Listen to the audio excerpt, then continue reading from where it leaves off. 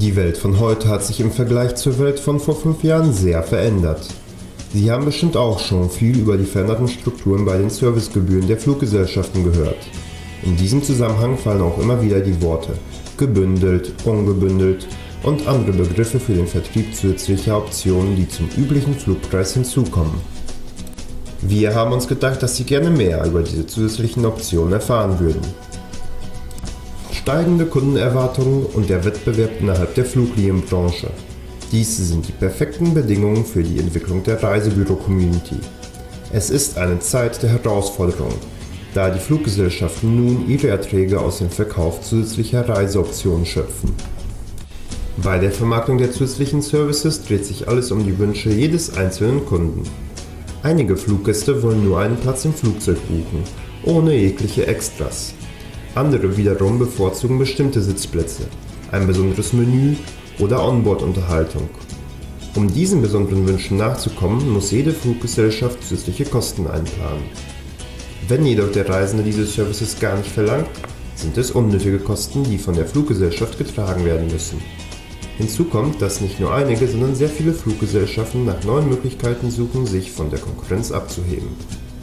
Deshalb haben immer mehr Fluglinien damit begonnen, das Bundling und Unbundling zusätzlicher Optionen in Verbindung mit dem Basistarif einzusetzen. Bei ungebündelten Tarifen sind im Basistarif nur die Transportkosten enthalten, während alle anderen Services, wie zum Beispiel die Sitzauswahl, Mahlzeiten, Gepäckbestimmungen oder der Einsatz von Kreditkarten bzw. Onboard-Unterhaltung, vor, während oder nach der Reise zusätzlich abgerechnet werden. Bei gebündelten Tarifen wird eine bestimmte Auswahl an Produkten und Serviceoptionen zu Tariffamilien zusammengefasst.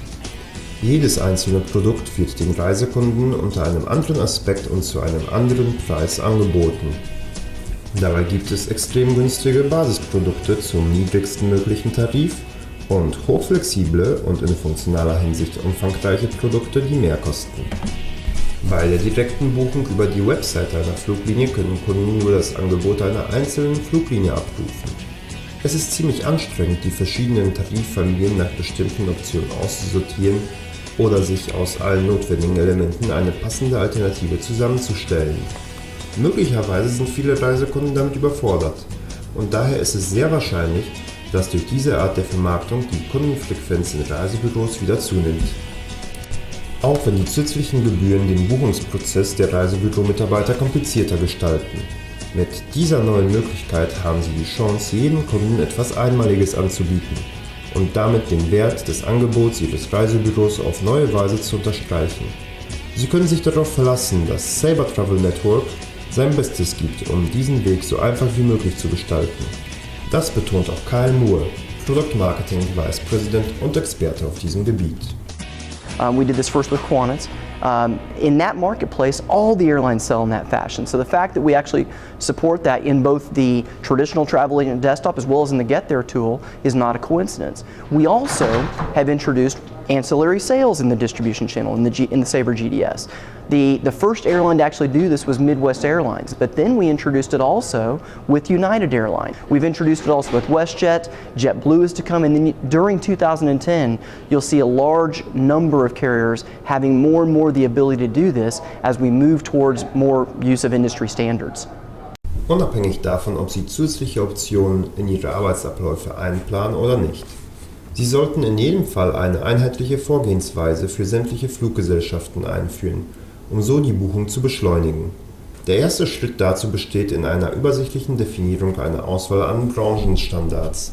As these new products and services are coming down the line, as airlines are now branding their fares, as they're selling seats perhaps separate, or perhaps they're charging for baggage when they weren't traditionally, all of that is new and different types of content that again is very important, but also we need to make sure that we're enabling that in such a way that airlines can very easily introduce that content into the GDS channel.